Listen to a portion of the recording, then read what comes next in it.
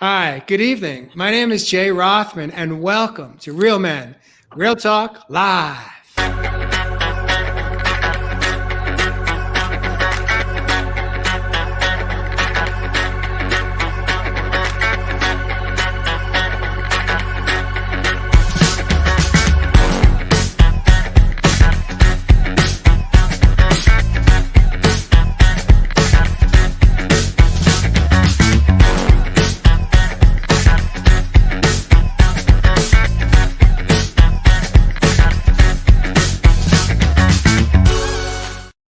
Welcome back. Again, my name is Jay Rothman. I'm the host of the show. I would like to introduce tonight special guest Rosie Mercado coming in from Los Angeles, California. We have Evis Love Heath, the man of the land from down under. He calls Australia home. Evis Love. Jeff Fasano, today he calls Nashville, Tennessee home. Welcome. And of course, Mr. Josh Richard coming in from somewhere in the Americas, south of North America. Welcome to the show. Thank you, Jay. Hey. Thank you, my brother. Great to have a divine feminine in the house with Rosie. Thank you. It's so nice to be surrounded by some wonderful men. Interesting to be able to chat with you today. I'm so looking forward to it. Right? This is going to be fun. Well, before we get into I want to take a moment to share who Rosie Mercado is for those of you that may not know her. But before I go there, I would like to take a moment to welcome our viewers and listeners. If you are live with us, thank you so much for joining us. If you catch us on replay, we showed up right on time. If you hear something that you like or love, with love, please tap your love button on your monitor and light us up so that we can elevate and levitate to the next level. Also, if you have any questions or comments for Rosie or for Ev, Jeff, Josh, or myself, you know how to do it. Just drop it down in the comments. We'll do our best to respond to any and all questions that come through. Tonight, before we get into the topic, which is infidelity or infidelities in relationships, I want to just take a moment to welcome Rosie to the show. For those of you that you may recognize her, she's been on Dr. Phil. She's been on Ricky Lake, I think is her name. The Ricky Lake. Go, Ricky.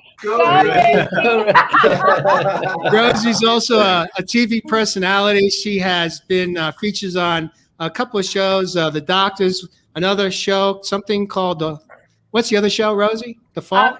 Face the Truth, produced by Dr. Phil. And then I just was on CNN Latino. We do it English and Spanish here. So proud of that. Wow. Beautiful. Rosie is also an author of a book called The Girl with Self-Esteem Issues. And it's available on Amazon booksellers, maybe even on other booksellers. What else do we want to talk about? Rosie's also fitness. She's also a model. She shares her life journey and her healing journey and getting her health and wellness back on track in a very public way, the way us men do it as well today. And so without further ado, Rosie Mercado, welcome to Real Men, Real Talk Live. Hey, beso. Kisses for all of you guys. Thank you so much. I'm so excited.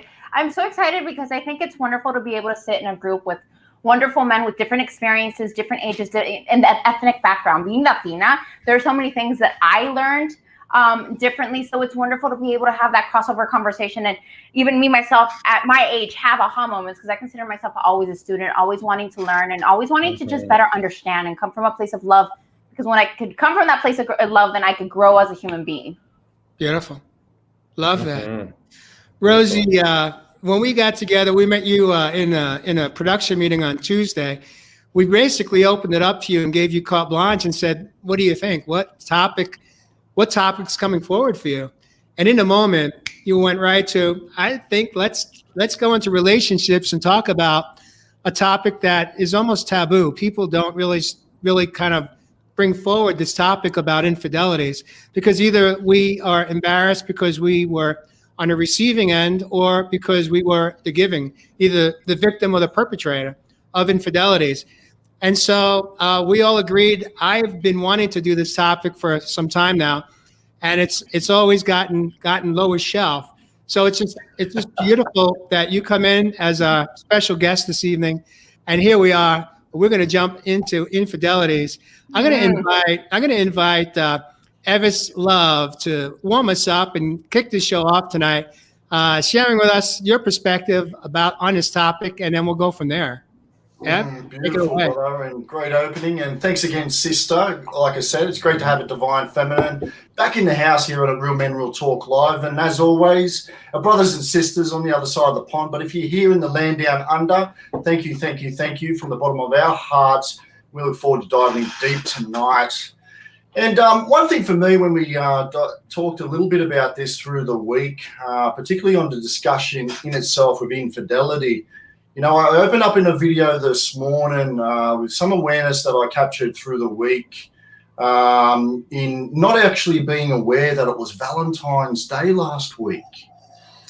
And for me, you know, I'm going by the name of Ever's Love. It was a little bit emotional for me for the first couple of days at the start of the week. So I had to dive in deep, as you know, man of the land. I'm a man. I get out in nature and get those downloads and sat with some of those emotions and feelings that I was carrying probably through a lot of relationships within my life unconsciously. Now, growing up as a young fella, I've talked a little bit about my story, and, you know, I wasn't given probably the best role model, and to see a particular relationship within my life of my parents where I really started to become, you know, introduced to this idea of infidelity. You know, unfortunately, I see my dad do it quite a few times and love the man to death, but it wasn't a particular behavior that was going to be a part of my life. So I always said to myself when I was growing up that if I don't do that, then I'm going to be okay. Now, I didn't experience that I was going to be on the other end or the other side of that. And when it did happen to me in previous relationship, it's really cut the wound, I would say, or the scars within to that heart space that, like I said at the start of the week, I've had guards up around me now protecting myself. You know, so many of us, we carry these guards throughout our life, whether it be through infidelity, whether it be through some of the shame, pain, or guilt that we actually carry on within these relationships. And until we really become aware of it, acknowledge it, and brothers and sisters, own it, then we can't move forward on this beautiful journey. You know, I help a lot of people on their journeys, and a lot of it's based around that health, fitness, and wellness, as my brothers and sisters know. But it's so too often that we still see out in the collective this idea of infidelity. My thing is, as many of you know, I do a lot of practice within the quantum world, and I believe that we live in a mirror consciousness. Ask yourself, my brothers and sisters, why does this happen to me in my life? Why didn't I realize it was Valentine's Day last week? What was the mirror, the reflection of an unconscious pattern, signature, or behavior projecting into my heart space that now I can actually do the work to allow it to open? Now, like I said on this morning's video, our heart may be broken plenty of times, but that is so it can open eventually. So many of us carry around, like these, I said, these scars and these wounds. And I know tonight on our show, as we dive in at Real Men Real Talk Live, and with this beautiful divine feminine energy, we're going to be able to do some healing here. So I'm looking really forward to diving in deep with our special co-host, Rosie. So I look forward to it, sister. Oh, thank you. I appreciate it. You know, it's wonderful that you said, I really feel that sometimes we're not aware, but life is mirroring back at us. And the things that we don't like, that's something that we have to work within ourselves. So I really feel, if you're a woman listening right now and you're like, why do I keep attracting the same man? Why do they cheat over and over and over again? And I found myself 3 marriages, 3 divorces. Being Latina, that's not something that's accepted or tolerated. I mean, you get married for life. It's not something, regardless of what happens, you stick to your marriage, you stick it through. And for me, one of the toughest things that I had to learn is that I wasn't going to accept abuse, adultery, or addiction. That's just something that when those things ever happened, it was a no for me. I checked out. But as the first moment hit that I was cheated on, my world came crumbling down, because the difference of is I had parents that were culturally strong and loved me, and they had a healthy relationship, and they got married when they were 19, and they built a business together, and they had a family, and it was such a healthy environment. And I really feel that no human being gets married to later get divorced, or gets married to hurt another human being. I think things happen along the way. But one thing that I learned after a couple divorces and a couple infidelities is, number one, their infidelity is not my responsibility. Number two, that is not for me to say they did this because of me. That was their personal choice. It took so much hard work to even verbalize. And three, I really had to work around the shame of just saying that I had been cheated on, and even more so that I had gone through divorce. How do you say that? How do you just get up and say that? There was a lot of breathing. There was a lot of moments of anxiety. There was a lot of overeating. There was a lot of moments that I jumped from one relationship to the next that I didn't find out until 3 divorces later, that I didn't know how to be by myself. I was scared of being alone. And I had to deal with that. And what happens is, when you jump from one to the next, it's just one more heartbreak that comes along the way that you're not getting ready for. And I think the biggest thing that I learned is that I carried so much shame that reflected in my body, and reflected in the way that I would hide, and reflected in the way that I would eat, and also reflected in the men that I attracted into my life. Because I was ashamed of myself, they were ashamed of being with me. And they reflected that back. And that was painful for me to even verbalize, or to stand up to and say, I have to take responsibility. And I have to not say, this happened several times. The infidelity, I understand. But the same mistake, at some point, I had to take personal responsibility of saying, I'm attracting the same person into my life. There's something going on, and that's on me. Beautiful, sister. That's a tough one for a lot of people to accept. I mean, It's a tough one. But the healing is on the other side of that level of responsibility, and that level of, we're taking control of our lives again. And I really feel that the taking control, it didn't happen overnight. And I also learned that feelings are meant to be felt. You have to allow time to mourn the relationship. You have to allow time to mourn that no longer is. Accept it. It takes time, but then also understand that there might be answers that you will never get. Why me? Why did he cheat? What did I do? I didn't deserve that. I gave 100%. He said, till death do us part. What happened? And I wasn't raised that way. There's so many things that came up. And at the end of the day, I only have control over my emotions, my thoughts, my actions. I have no control over another human being. And that was a tough pill to swallow. But in paying attention to the dark side, to the things that I didn't want to acknowledge, was the work that I had to do that took years and years to be able to do the work consistently, understand the triggers, understand the voice in the back of my head, and really come to terms of what makes me happy, and that why they cheated on me was no longer worth my attention. What was really worth my attention is what makes me happy, who am I, and what is my value? What am I willing to accept in life? And what am I willing to trade for that? Because we're always trading something for that. If you're giving your time and you're not getting something back, time to pay attention. If someone cheats on you and you allow them to stay, then you're teaching them how to treat you. So there's just so many lessons that came with infidelity, and also understanding that they were in pain. They were human beings in pain. Beautiful, Rosie.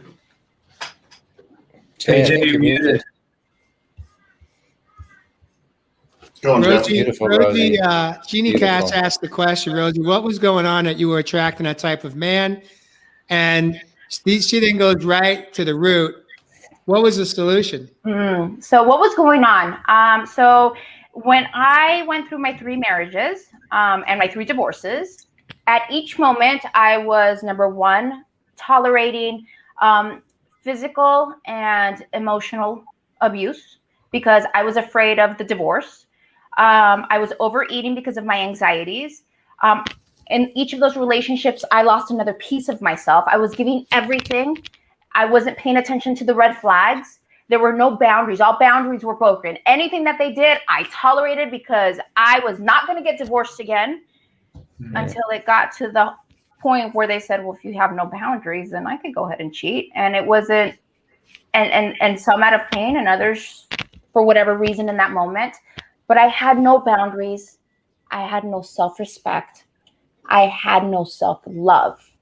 And that was reflected back at me because, number one, when you love someone, you just don't go there. There's a boundary that you just do not cross when you genuinely love someone. When someone loves you and respects you enough, they will tell you this relationship is no longer working. We must part ways. They will do it respectfully. They'll do it with a set of values and standards.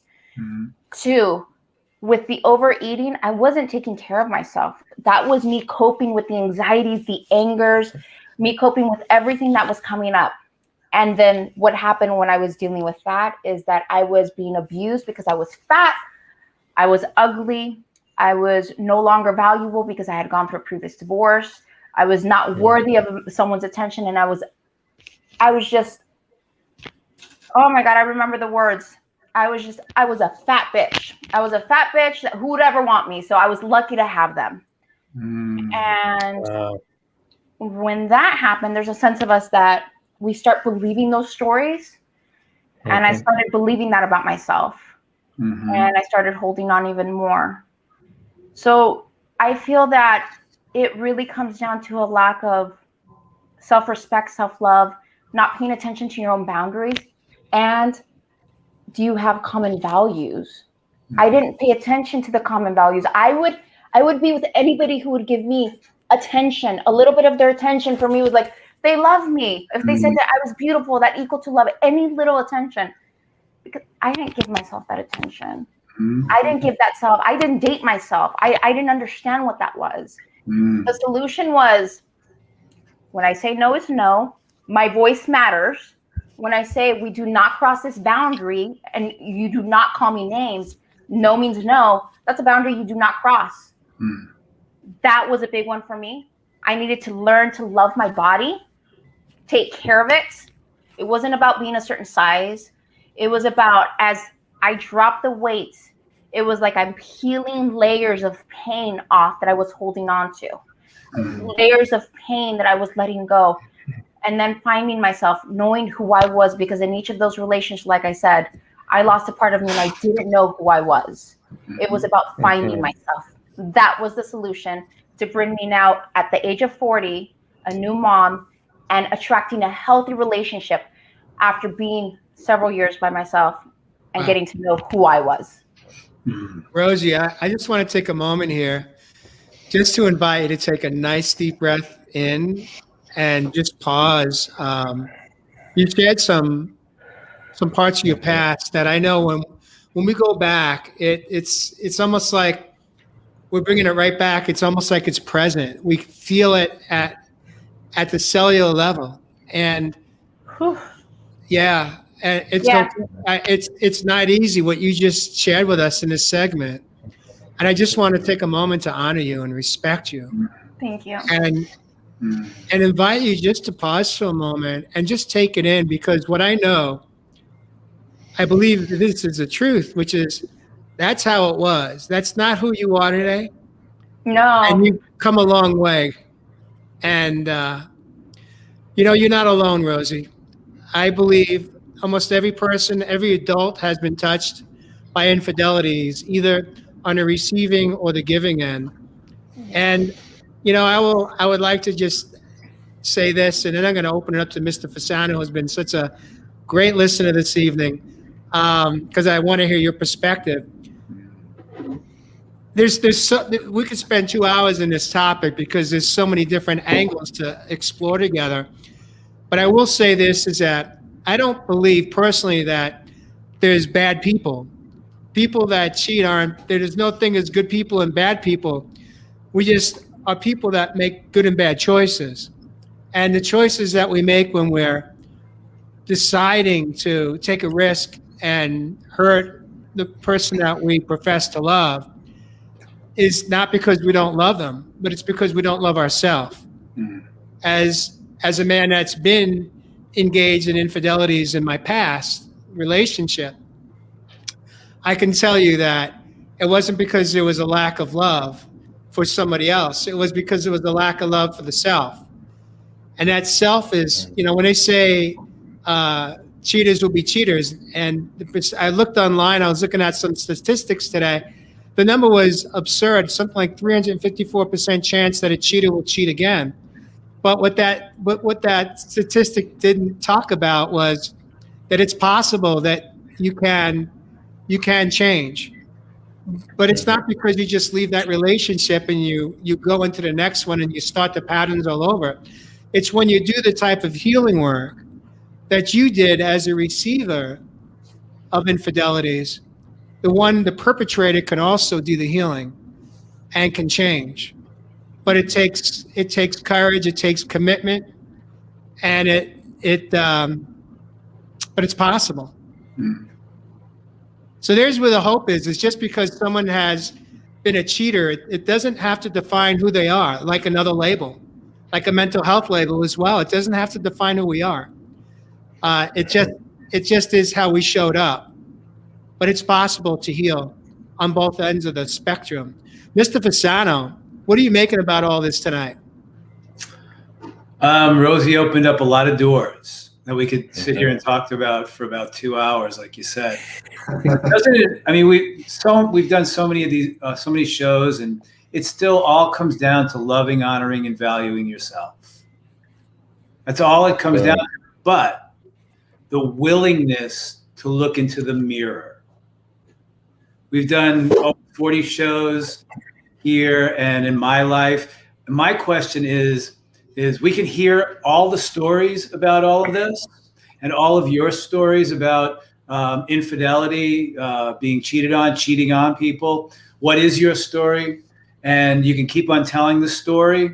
But the most important part is, are you really willing to look into the mirror and let go of you being some sort of victim in all of this? It is so important to do that, to ask yourself, am I willing to look into the mirror? Why am I continually attracting this type of person, creating this type of relationship, and the same old repeats over and over again? If it keeps on repeating over and over again, that's the universe asking you to look into the mirror. That's the universe is asking you to go within, take a pause, let go of your story and say, this has to do with me.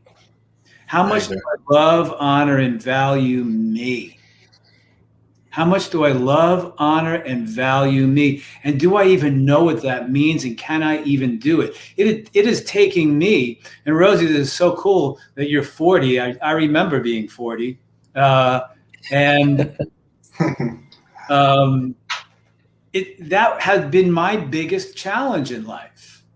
My biggest challenge in life was to love, honor, and value me, because I was never, ever shown that in my life. So then I had to look in the mirror and go within and do the work to find out my value, my truth, my meaning, my purpose, my love, not to anyone else, not to Josh or Rosie or Evis or Jay, but to me. And once I started to understand that, and I could look in the mirror and start loving me and honoring me, that's when my relationship shifted with myself. And then once that began to shift, my relationships outside of myself, that I could now choose. Like Rosie just said, oh, somebody paid attention to me. They must love me.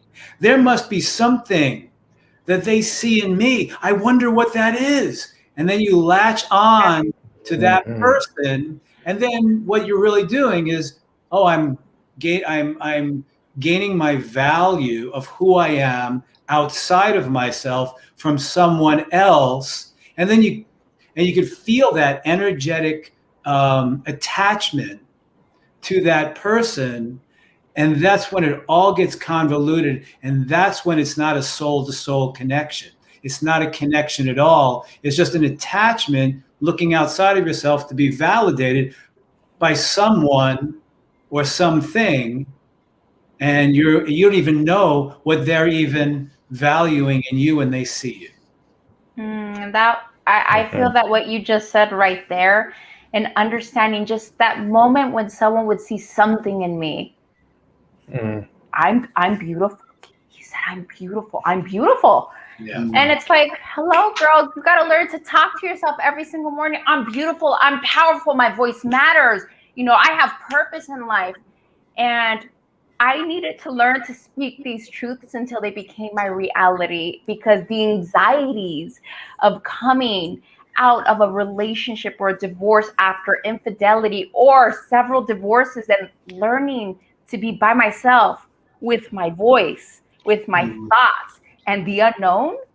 For me, I literally would have panic attacks where I would have to sit down. I had to breathe it through, really breathe it through, and just tell myself, you're going to be okay.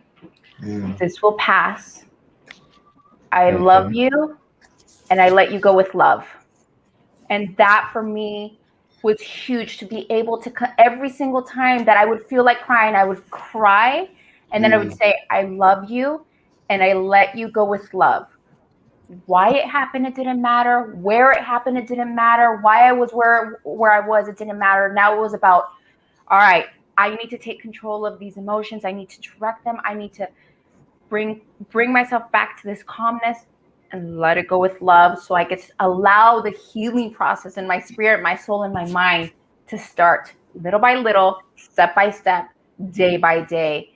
And I promise you that when you are consistent with that, you will start paying attention, because now you're telling the universe, all right, universe, I'm ready. I'm letting it go with love. I'm breathing through this. Show me the way. And life will reflect back at you the healing process and how you become better and better. And you're like, wow, different types of people are showing up. Opportunities are showing up.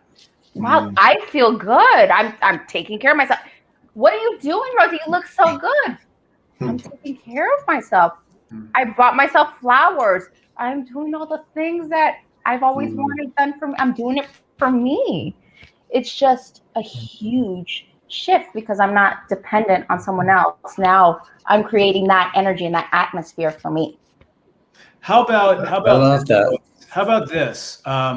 Rosie just coming up, and I is, how many people in your life right now, and this is for us and for folks watching that are really identifying with this and loving yourself, how many people in your life right now do honor and value you for being who you are?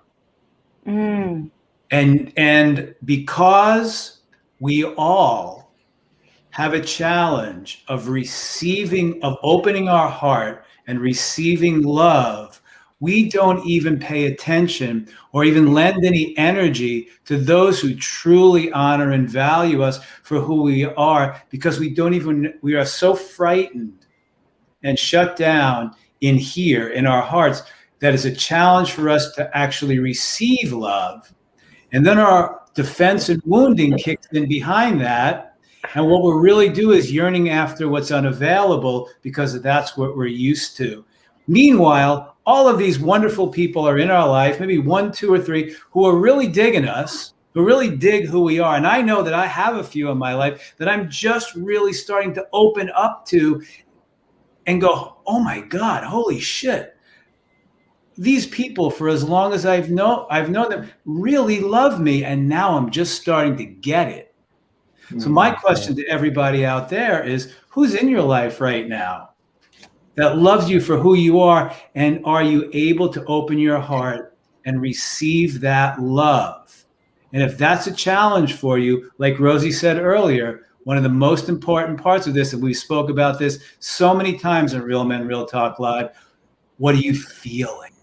What are you feeling when your heart opens? What are the fears that come up? What are the feelings? Do you feel As we said last week, and a big breakthrough that I had last week, thanks to Evis, do you associate pain with love? Do you feel when you open your heart space, you're going to be abandoned, betrayed?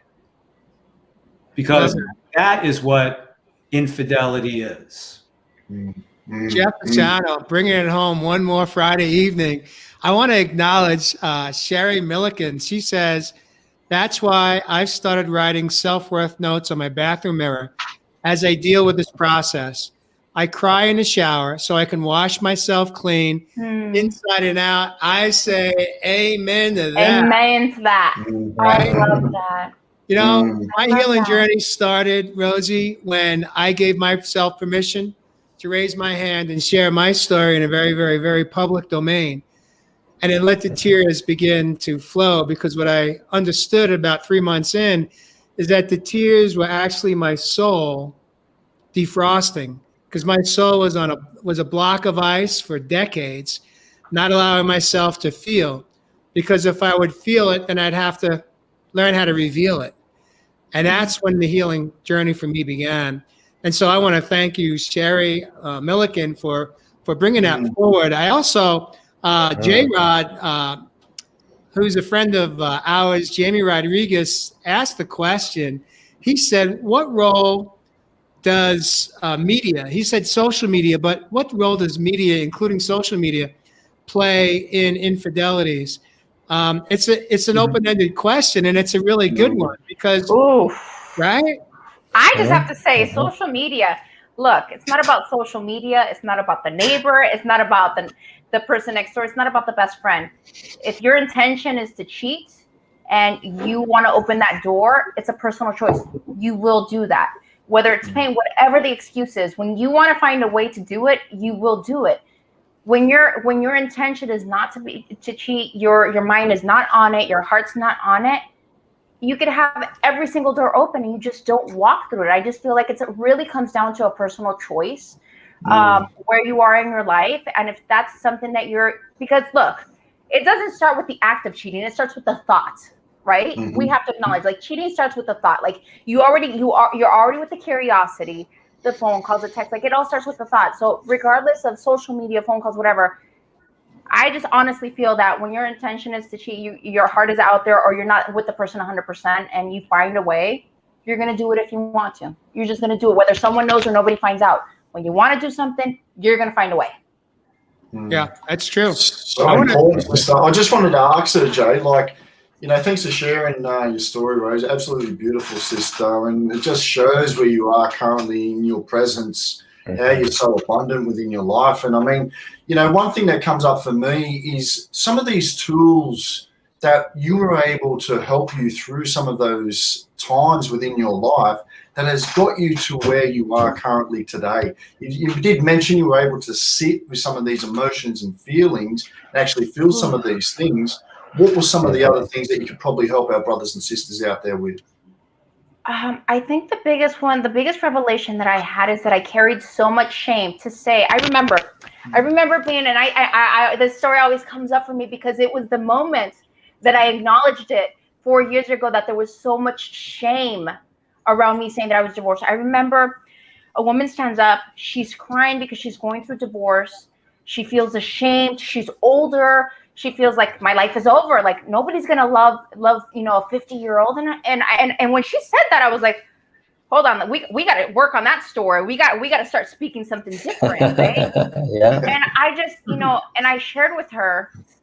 Then if you thought that, just imagine would start saying, hey, nobody's gonna love someone that's been divorced 3 times. I'm not worthy of it because I've been divorced several times. And I remember the audience. Some of them started looked at me in shock when I said that. And I'm sitting at Paramount Studios with a group of beautiful women, an audience. And then you hear others laugh like, why the hell did she, you think you got married too many times? Other people laughing. And I just remember sitting there and taking a deep breath. And I said, you know what? Just like you are worthy of love and respect, nobody goes into it with the intention of getting divorced. My intention has always been to have genuine love and respect, but I had to learn to do that for myself. This is a journey that you have to start to do that for yourself. And I promise you, you will attract love and respect. And the person that is with you is not going to care about your past. They're going to see that as lessons that you learned that made you the woman that you are today. They will not shame you for that.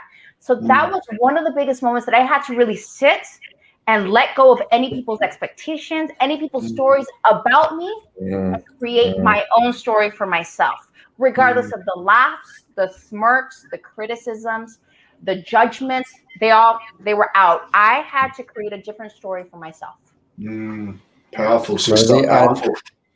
I love that you just said that, and because that was one of the things that really stood out with me when you were talking was you honestly realized the secret, and it's not some big aha moment to change. It's that internal narrative that we have, those stories, and you became aware of that, and you started watching those, and you started changing them consciously, and it seems so tiny and so small. My change happened the exact same way. I started policing my thoughts and choosing new ones and realizing that I had control over those thoughts and that my brain just wasn't this automated thing that ran, that I could actually step back and say, whoa, hold on. This isn't helpful, beautiful, and like you, it sounds like your head was a pretty awful place to live. Just like mine was. I was so critical and so hard on myself and so just rough. There was no place for self-love, compassion.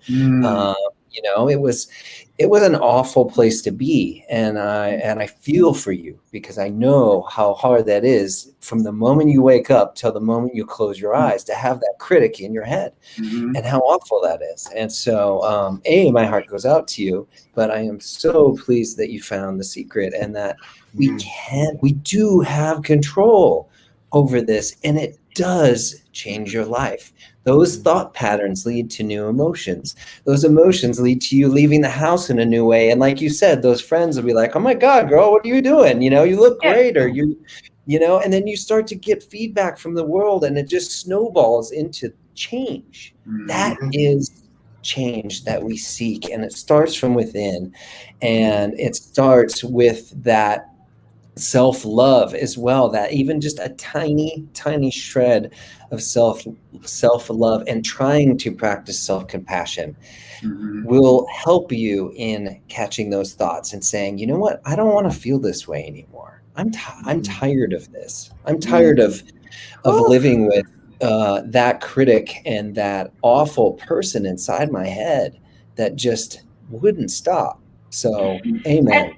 And now that right now that you bring that up, one thing that would also come up that I remember for any of you that are going through painful moments is, and looking to how to love yourself and even finding your health and your mental space, because it's all connected. It all reflects. When I'm in a good place, I'm taking care of myself. I take care of my hair, I do my makeup, I get dressed up, I go walking, I'm eating healthy, I'm drinking water. It's all connected.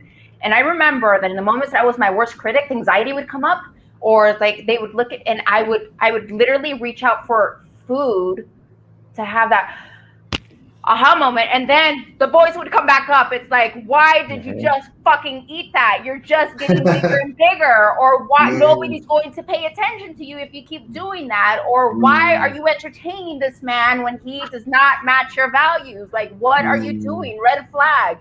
And sometimes listening to those voices can make you crazy, but then it's like, okay, I hear you.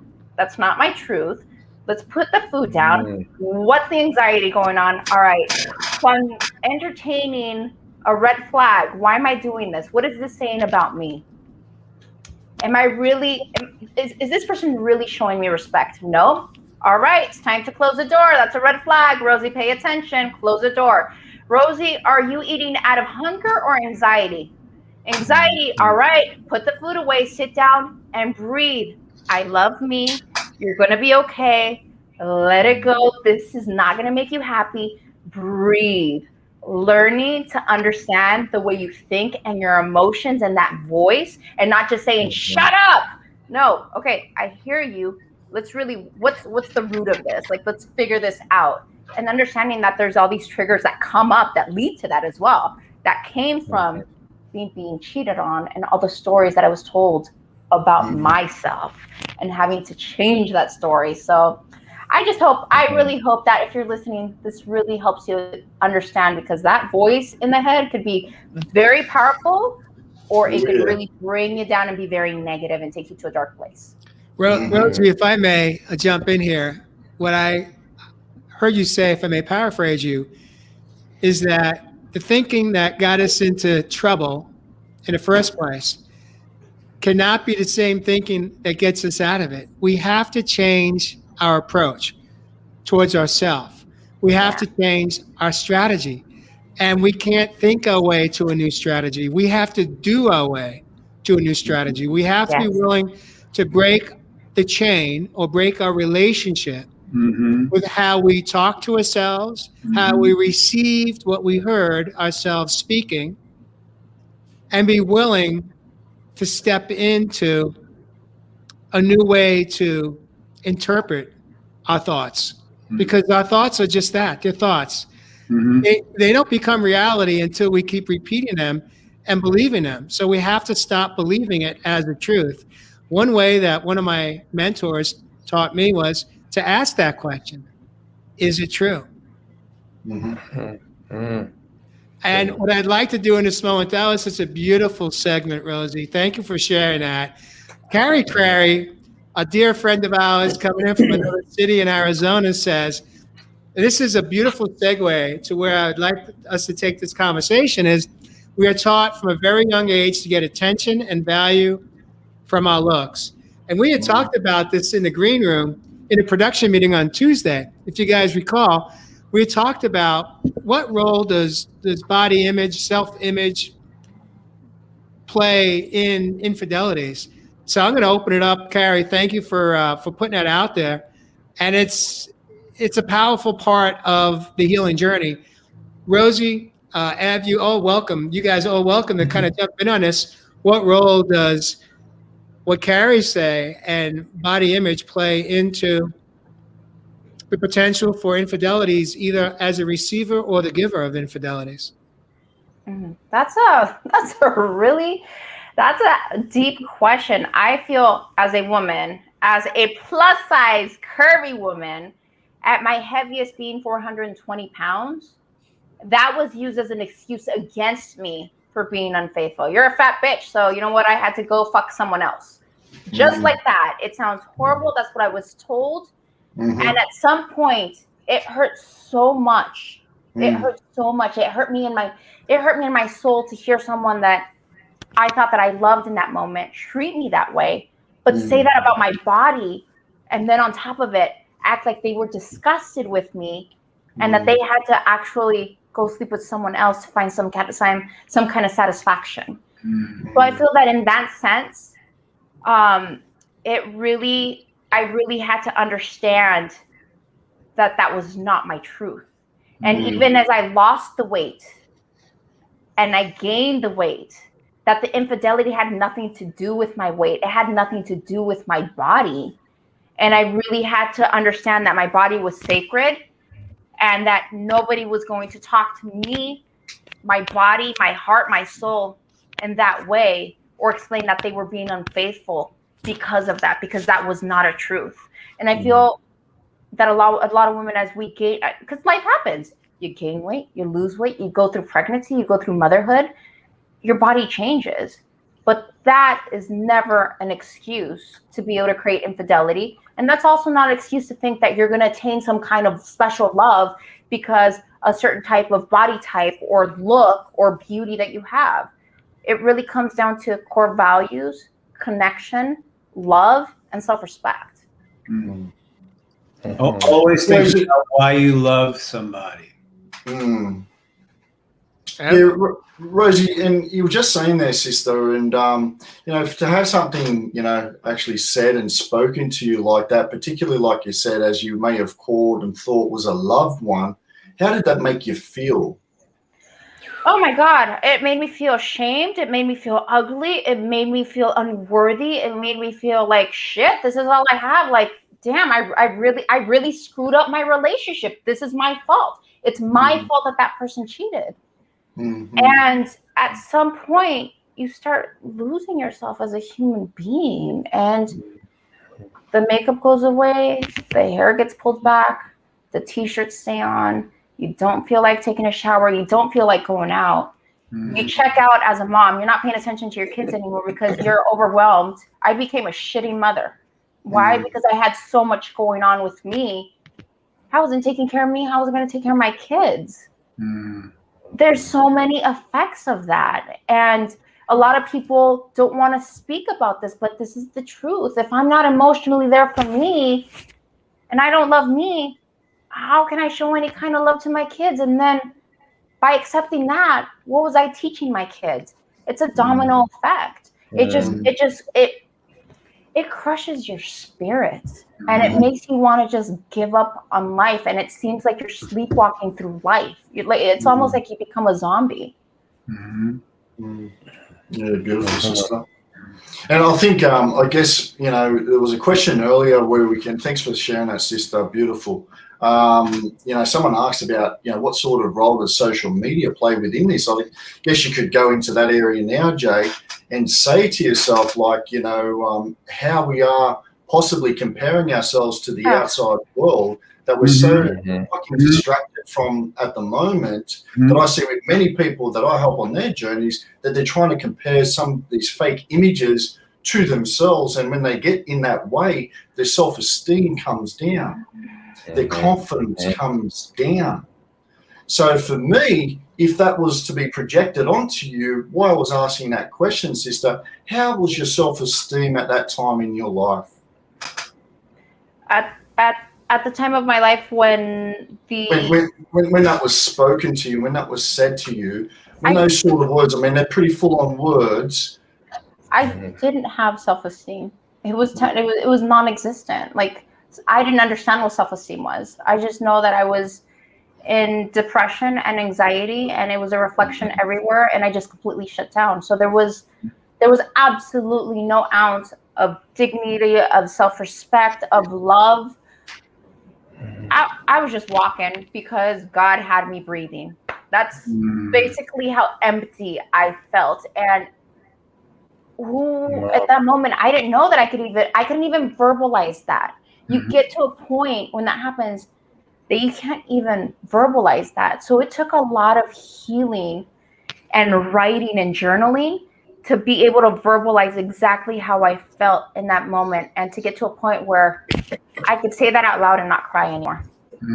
Beautiful, sister. Beautiful. You just gave us a magic tool there, writing and journaling it out. Beautiful. Journaling is powerful. That energetic release.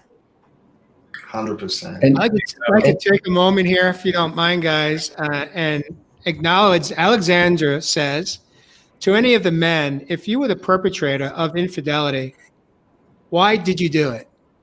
So I'm going to open it up to any of my co-hosts right here, right now. Are you ready to jump in and answer this question for Alexandra? Hold on. How many of you have cheated? Let me ask you that. I've never done it. Really? I haven't. In my entire life, I've never done it. See? And here's the Okay. reason. Okay, well, here's the reason why. And here's the reason why. And I'll tell you why. From doing the work that I've done within myself, the bottom line is, if the relationship's not working and you're not feeling it or feeling something, you go to that person and say, hey, you have time to chat? This is what I'm feeling. This is what's going on. And to be honest with you, I was brought up with like that, even with a buddy or a woman friend. If something was going on in the relationship, you just walk up to that person, call them, and say, hey, can we chat? Can we talk a little bit? This is what's going on for me. This is what I'm feeling right now. What are you feeling?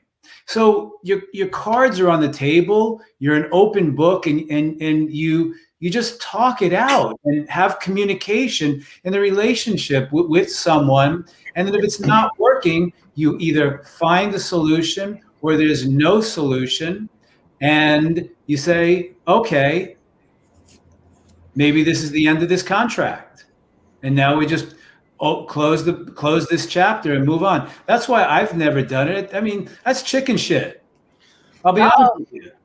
It's chicken shit. It's like if you can't open up to someone to say I ain't feeling it, then you better have that cosmic 2x4 across the back of your head. Well, anyhow, I digress. Yeah, I'm just saying you better have that 2x4 because a lot of that shit's happening around. I'm so interested to find out why you guys did cheat. Well, I've never done it, and I just think anyway.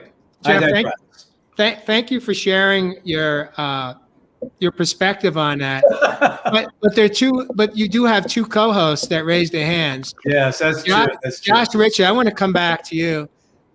First of all, thank you for having the courage for raising your hand, because it's a whole lot easier to do what we're taught. One of the belief systems in this country is you hear men say it all the time, take it to the grave.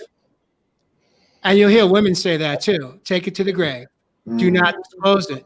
But you just disclosed it by raising your hand. And I'm going to invite you to answer the question very briefly that Alexandra asked, which is, why did you do it? Well, firstly, I mean, of course, I'm not proud of it. And it was a source of shame for a lot of years. Boy, how to tell it briefly. Well, starting out, I was looking for love and validation outside of myself. So I did not have self-love at the time.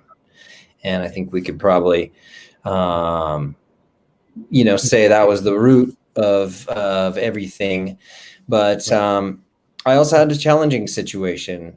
My partner had that ex-girlfriend had some sexual trauma that she did not disclose to me. So therefore, being intimate was a painful memory for her. And she didn't. We were together for a very long time. I lasted for 8 years with very little intimate contact. We were great friends. And I thought friends was enough. I thought maybe I could, that intimate side wasn't as important.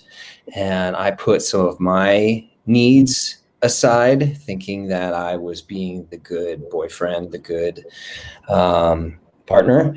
And so I stuffed myself down and not loving myself. And I was starving for affection. And I thought I was communicating that enough. Looking back, I probably wasn't.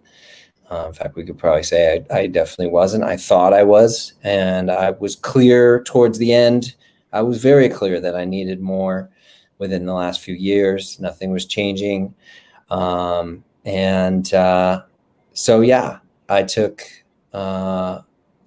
someone showed me affection, and it was like, it was like drops of water on a dried up sponge in the desert. And I just soaked that up. It felt so good to receive that, because I had just over those 8 years, I started to believe I was unattractive, unlovable, unsexy, undesirable, because all of my advances would be turned down. And in fact, when my partner would be with me, she'd have to be so drunk to do it.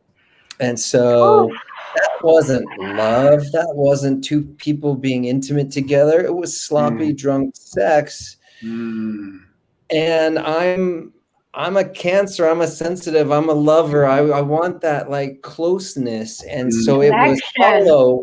It was hollow when it happened. And so it was the antithesis. It was the absolute opposite. And so when that person showed me attention, and you're right, I had a choice in that moment. And, what I thought in my head, honestly, was that maybe it could just be once and I wouldn't tell anybody. And like Jay said, I'd take it to the grave. But guilt killed me. Guilt killed me. And I told her.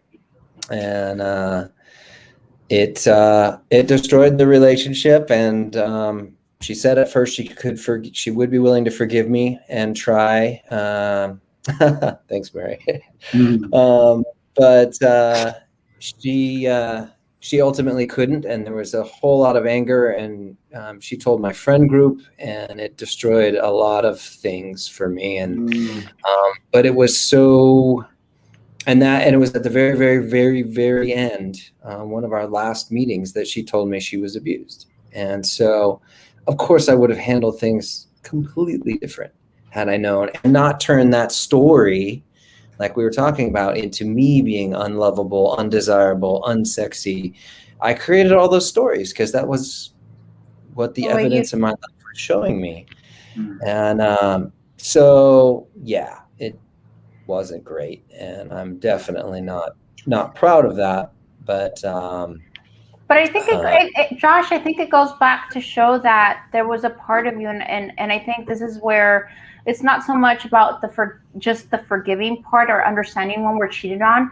It really comes down to that there was a part of you that was in pain because you were so lonely.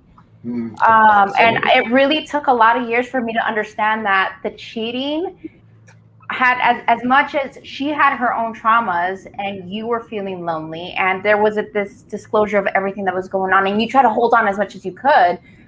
But it took so many years for me to just understand that other human being that cheated, now it wasn't right. I didn't deserve that. Granted, was dealing with their own stories and their own pain. 100%. Josh, I just want to take a moment to just thank you. This is why we do this show, Real Men, Real Talk, because it's not all pretty. It's not all handsome. It gets complicated, like relationships. That's what we do. We're men and we're women. We're people. We have hearts, we have souls, we have needs, we have desires. But ultimately, what we want is just to be okay. We want to be loved and to be able to love. But in this moment, I love you, Josh Richard. You're such a beautiful man. And I'm so honored to call you friend today. I too am Cancer. I too was born in June. And I too had a lot of choices that I made in my marriage of 30 years that were really, really hurtful, extremely hurtful, shattered someone's heart. And what I didn't know in all those years, and we have different types of infidelity. One of our viewers asked the question, what about emotional infidelity? There's no difference whether it be sexual or emotional. When you are leaning into someone else to feel intimacy that you should be receiving in your relationship with your partner, your husband, your wife, your boyfriend or girlfriend, in a committed relationship, and if you're seeking it outside of your relationship, it's still infidelity. And I was guilty of that. I was guilty of all different types of infidelities. I didn't have affairs, long-term affairs. That wasn't my template. But I too did it for many years. And what I didn't know was what I didn't know.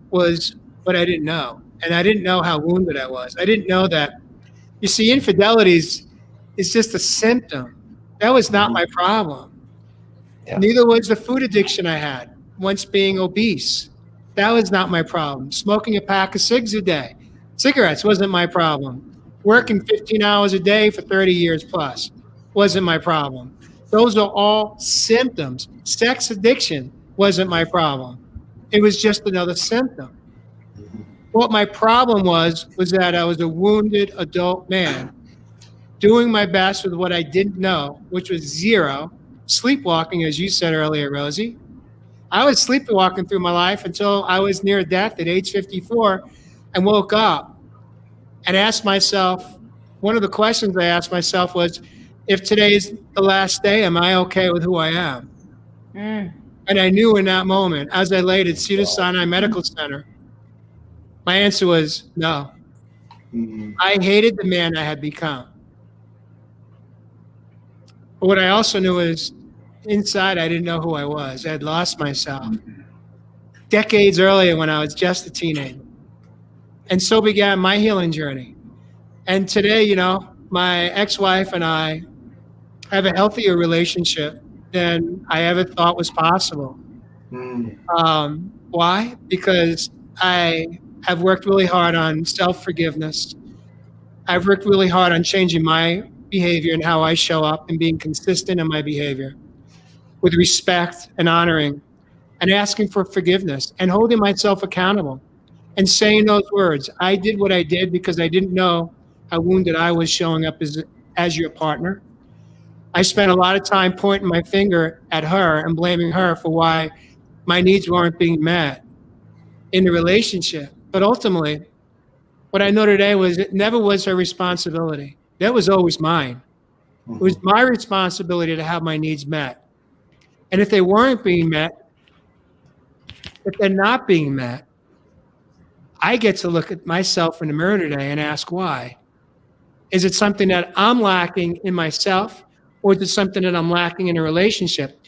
And that's where I'm going to end this segment, which is I didn't know that what I was lacking, it had less to do with my relationship with my ex-wife, and it had everything to do with my relationship with myself. I didn't know who I was. I had lost myself as a codependent man, taking care of everyone else but myself.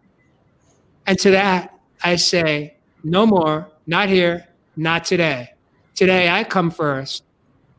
So I have more to give to the people that matter in my life. So is it possible that a cheater can change? I know it's possible because I am that man. And I'm okay today. I'm okay, Josh, thank you. I'm okay today. I said to Mary today, we hiked the top of a summit, absolutely beautiful day, about 64 degrees Fahrenheit. We were up there for about an hour and a half. And well, we talked about a lot, but one of the things, I just lost my train of thought. I just got in the moment here. What I said to her was that if anyone said to me 5.5 years ago that would be possible to be in a monogamous relationship where there's honesty, there's truth, there's moral integrity, and there's no cheating going on. Not on my side of the street, zero. And boy, it feels good. It feels good to just be able to honor someone else and love them and have ultimate respect, not only for them, but for myself. And that's why we do this show, because this is where we get to be real. This is how we heal right here, right now. Rosie, what are you making of all this crazy making going on tonight? You know what I make of it? I think it's beautiful. I think it's authentic. I think it's real. I think this is what I would love to see more men be able to talk from this perspective and take ownership of the things that they did wrong and be a light of invitation on how they created a difference in their own life. How you just talked about moral integrity, about being faithful, about honesty, about all these top values that are so important. And to be able to share that and see men live by that, that is a huge example.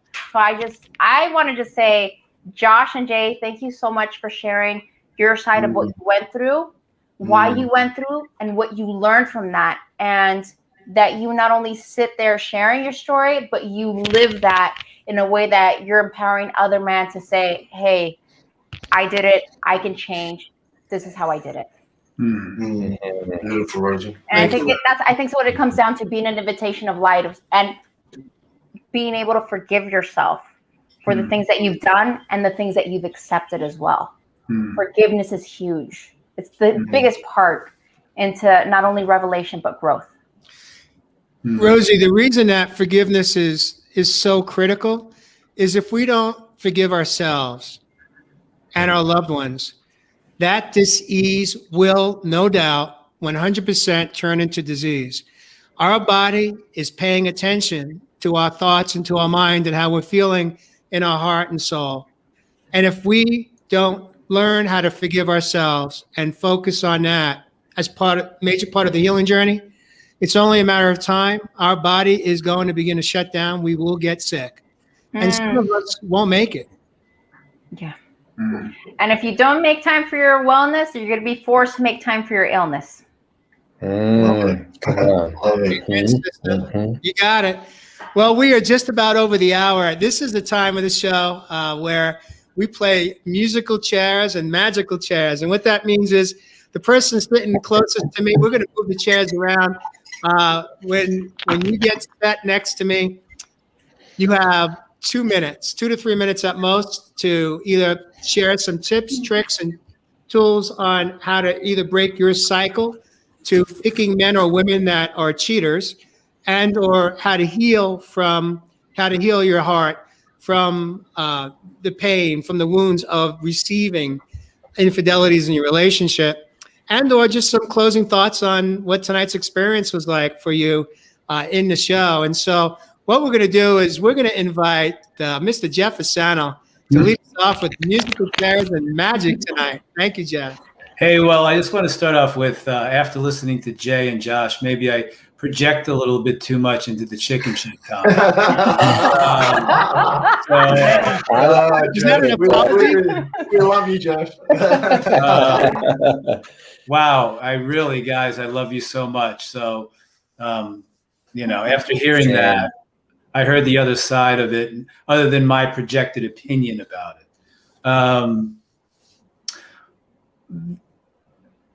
All the way back to the beginning of the show, when Rosie was speaking about infidelity, and what has stuck in my mind tonight is, if that happens, it isn't about you.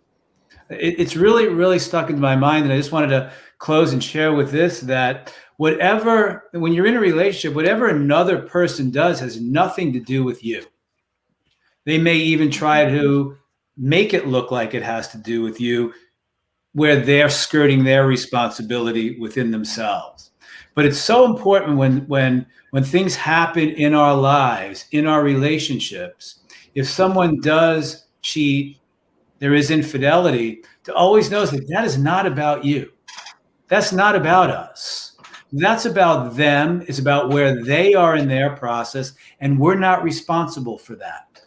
The only person we're responsible for is us. They need to take responsibility for themselves if they choose to do that. So just keep in mind that when things happen in relationships, when another does something, says something, cheats, there is infidelity, that it is not about you. What is about you is you, your feelings, and how much you love, honor, and value yourself.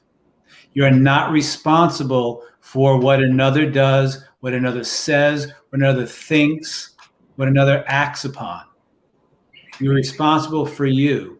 If they want to move through their process and see what they're doing, grow up, nurture their wounded child, I brought it in there, guys, and take responsibility for themselves, then that's their choice. But just know that whatever someone says, does, thinks, or even acts upon in a relationship has nothing to do with you. Love that. Jeff Asano. Mm-hmm. Jeff, I want to say, I'm going to just let you know that I respect what you shared. And I was able to receive it, because what's important is that I didn't go to judgment from you to me, and vice versa. What I saw it is that's your experience. Perhaps maybe you're a stronger man than I was. I didn't have that ability to have the courage, because I didn't understand. I wasn't aware of truly what was at the root. And what the root was that it wasn't about my relationship with my partner. It was about my relationship with myself. Mm-hmm. Until I had that awareness, that awakening, there was no way I was going to be able to break the cycle or make a change in my relationship at home. I didn't know how to. And that's not because I didn't try, believe me. There was all kinds of marriage counseling and therapy and LMFT and all that stuff, and 21 years of it. But I either had a bad picker, and in all those 21 years didn't have a top professional that was able to guide me to my truth. Didn't happen in therapy. Didn't happen until my body was giving in and was shutting down. But we all get there one way or the other. But I do want to just let you know that I'm okay with what you shared. Do you guys still love me? Yes. I like the, That's the important cosmic, question. I like the cosmic 4x4 one, I think, Jeff. Yeah. Cosmic 2x4 is great. Ever saw you're really changing it up tonight. You usually are not second in line, but you know what? Why not? Oh, thank you, brother. And as always, thank you, my brothers and sisters there on the other side of the pond. If you're in there, land down under, make sure, as always, that quick CTA, subscribe to our channel over at YouTube, and make sure that you subscribe to our sister's channel. If these messages, something we've shared with you tonight, has resonate with you, that could either help yourself or someone that is closely related to you, get this out into the collective, my brothers and sisters, because we are in a beautiful time. I keep saying this show after show, video after video that I do on my own reel. And that is you balancing out your own masculine and your feminine energies.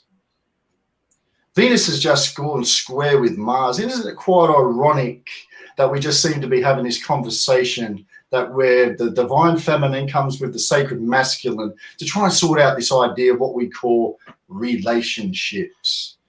You know, on here at Real Men Real Talk Live, we're always diving in deep, and we have show after show, probably 40 plus shows to be exact, about relationships.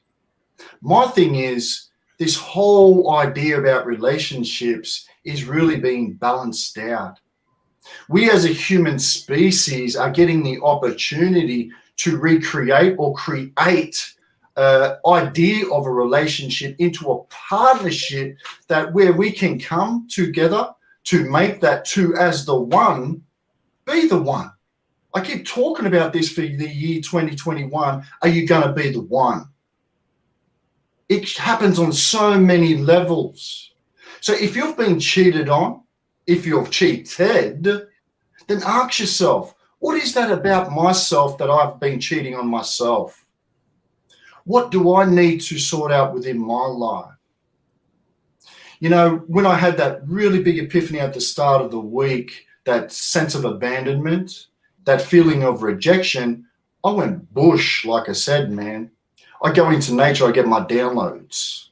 When I go into nature, I sit by myself, I meditate, I take in those big, deep breaths, and I become one with Mother, on the motherboard. What I want you to ask, my brothers and sisters, if you're finding yourself in these toxic relationships, ask yourself about the signs. You see, when we start tapping in to that thing, or probably reflected over here, that thing there called your intuition, and you get out of that logic and mind space, but more so come from the heart space, then we can start asking the solutions and the answers why we might be finding ourselves in these particular relationships. Ask yourself, is there a trust factor? Well, what in my own life don't I trust? Ask yourself, have I been judged in this relationship? What am I judging about myself? Where's the communication? Have you communicated this before the event actually happens within your life? And where is the communication with yourself?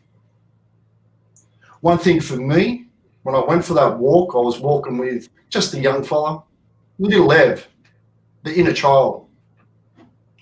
Ask yourself, my brothers and sisters, do you feel safe? Do you feel secure? And are you free to express your soul's true purpose, your magic, and your gifts down here on the plane we call Mother Earth? Because until we do balance out that divine feminine, that sacred masculine, which is in each and every one of us, then we may keep recycling and refurbishing some of these relationships within our lives until we take a really good look in the mirror. I love my brother Jay the Rockman says, be able to break through, to break free. So on that note, my brothers and sisters, thanks for having me tonight. Beautiful as always, Ev. Wow. Love that. I'm just taking a moment here just to take it in, just to pause, just to hear it, just to let it receive right here.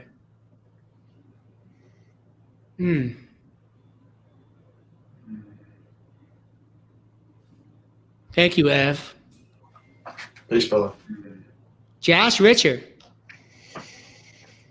You're up. Well, beautiful night. Rosie, thank you for joining us too. Wow. This has been such a special evening on so many different levels. We've covered so much. And I guess for my closing, I guess for those who may carry shame, who may carry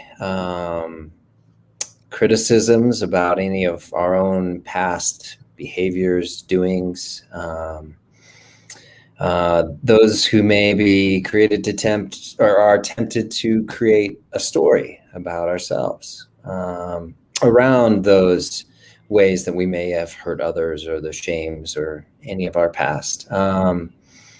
We aren't who we were yesterday. We're not bound to that. We're not chained to that. And that is not our destiny. We are absolutely free to be someone new today. And you're allowed to change. And you're allowed to change on a dime, and for no good reason than just you want to.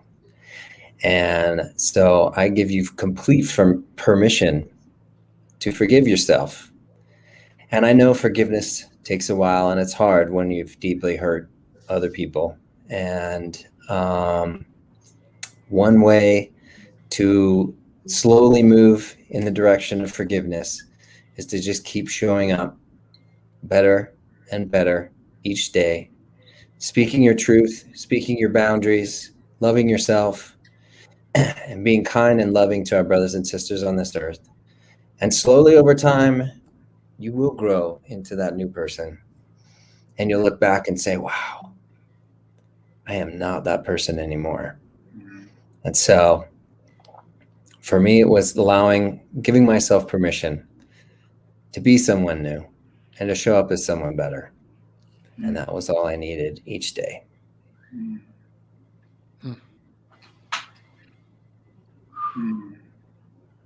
Josh Richard.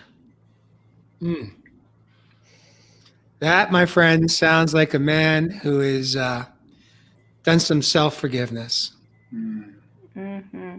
And a whole lot of shit I'm not proud of. Beautiful, brother. No, it's now it is. Isn't life great? Good time to be alive, brother. Sure It's is. amazing. Rosie Mercado. You're up, young lady. I could call you young lady because you're younger than I am. Well, thank you. Like I said, I remember when I was 40. Well, leaving off with what Josh said, he's done a lot of shit that he's not proud of. I think every single human being on this earth, I just want to remind all of you that are watching, that at some point, you're going to screw it up. At some point, you will fall. And if you could just have the strength to be able to look at those lessons, those moments as lessons, and ask, what can I learn from this? And how can I grow? And allow yourself to feel the emotions, whatever they are. Don't label them as good or bad. Just feel whatever emotions they are. They're part of God, the universe, whatever you believe in, bringing revelation, bringing lessons, bringing stretching, bringing growth. And if you have the courage to pay attention to that, you will come on the other side stronger, wiser, lots of love and understanding and compassion towards others, and less judgment. I think today is a reminder that we're all human beings, and sometimes we just don't know what people are going through. And I think that we can learn to take the shame out of the good and the bad that we do in life, because we all go through that. And we could step into being an invitation of light for others, teaching them the things that we've learned along the way, and showing them the most vulnerable parts of our soul, because that's how we connect with other human beings on such a real level. Remember that you're powerful beyond measure, that we all have a story, that you have a voice that matters, and it is your power, your story, your decision, whether you validate it within yourself to speak up your truth and share it with the world. There's something that you've gone through that you have to share with the world that brings not only healing to you, but brings healing to others. And I think that is what's beautiful about the journey. Mm-hmm.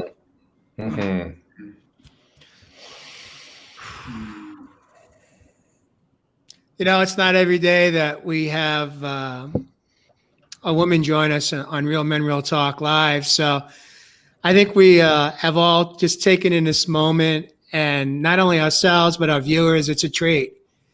It really is a gift having you join us this evening. Rosie, if people want to get hold of you and follow you, how can they do that? You could reach out. You can check me out at rosiemercado.com or all social media at Rosie Mercado.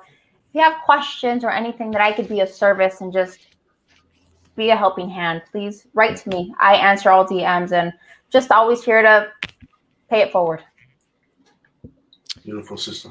Love that. Rosie, thank you for joining us tonight. I'm going to invite you to, if you have the time, to spend maybe just a few minutes in the post-production show meeting room with us, just to kind of have a decompress together. That would be beautiful. Again, I want to thank you for joining us. I know you're a very busy woman. You've got a young child at home, a relationship I believe you may be in, and you're so busy. What I love about you and what I've learned is that, much like us guys, you really show up for yourself. A lot of the work that you're doing, you do online. You show it on Instagram. We see you working out and doing all kinds of physical things to help raise your wellness and consciousness in life. And it's you don't just talk it, you walk it, as they say. It's simple, not easy, because there's a lot of coaches and a lot of people out there, whether they be authors, experts, you name it, that they're not quite there yet. They're talking to meet someone that's actually doing the work for yourself, so that your life can, in fact, be go from trauma to triumph. Is just an absolutely beautiful experience to witness as one of your new fans on your channel. And so God bless and peace and blessings. And may you continue to inspire and bring hope to millions of men and women around the globe that are struggling or suffering in their own victim woes, and bring light to their lives as you have done for yourself. And so thank you so much for joining us. Oh, thank you thank you for having me. I'm sending you guys lots of hugs, lots of kisses, and my goodness, I learned a lot today as well. And I think that's the beauty of life, of always being a student and willing to have an open heart and being able to listen to different perspectives. So thank you. Thank you for allowing me to be on and for this opportunity. And I have a feeling we'd love to have you come back, perhaps in a future episodes down the road, maybe later. In a future episode, or a couple more. I'd love to come up on a couple more. I'm just saying, let's speak that out there. I'd love to come back. Absolutely. Beautiful. Love to have you. So, guys, anything that you'd like to say to Rose before I put my pretty bow in the show? No, much love, Thanks sister. again. Thank you so much for tapping into that divine feminine energy of yours and giving us an insight. But to be able to share your personal story is just magic. Thank you. Thank you. Mm-hmm. Beautiful journey. Thank you for sharing it. Thanks, Rosie. Thank you. So here's my closing thoughts for this evening. Before I jump in, I want to thank our viewers and listeners one more time for joining us this evening, supporting the broadcast and the podcast. We appreciate you. We love you. And we hope that you heard something in tonight's episode that helps you in your own healing journey if you have been impacted by infidelity in your relationship. Sherry Milliken, welcome to the show. This is the first time I've seen you live. I appreciate you so much. And thank you for joining us. You said we weren't at 16 who we were at 6. We learn and grow. We crawl before we walk, and walk before we run. You all have been so powerfully amazing tonight. And I share your post because this is the mantra, one of the mantras I live by today. This is part of really self-forgiveness and forgiveness of others, is understanding that it's a choice to stay making a life decisions that hurt ourselves and hurt others. It's also a choice to break through, to break free. And when we do that, as Evis mentioned shortly ago, we break free to inner freedom. And inner freedom truly is really where we want to be. That's where peace is. That's where inner peace is. Everyone spends a lifetime thinking that what they're chasing in life is happiness. Happiness is just what society has programmed into us, what we should be chasing, when in fact we have it all wrong, in my humble opinion. Where the sweet spot is in the inside. It's not the cars, it's not the homes, it's not the vacations, it's not the fancy clothing or the dinners. It's not even the relationships outside of ourselves. It's the relationship we have within ourselves. Inner peace is really where we get to experience what true freedom can feel like, and what it is, in fact, to live a life of inner peace is one of self-love, self-forgiveness, self-compassion, self-empathy. And once we begin to experience that, we show up. We show up for our children in a healthier way. We show up for our friends. We show up for our moms and dads and siblings. We show up for people that we just meet, perhaps in a nature trail or on a peak or a summit climb. And when we have that experience, we get the gift of life, the gift of living, the gift of loving, the gift of laughing. And most importantly, what drives it all is the gift of learning. And with that, I love you guys so much. Rosie, welcome to Real Men, Real Talk. Welcome home. This is your new home here. Well, you might be needing a lady co-host, so if you ever need one, hello. Beautiful. Thank you, viewers. It was great. We'll catch you next week, and just start. As I've said so many times before, just show up and grow up. When we have the courage to show up and grow up, everything is possible because we have infinite possibilities. With that, have an awesome weekend. Stay healthy, stay safe, and have fun. Get out and breathe. Get out and run. Get out and walk. Just get out and smile and say hi.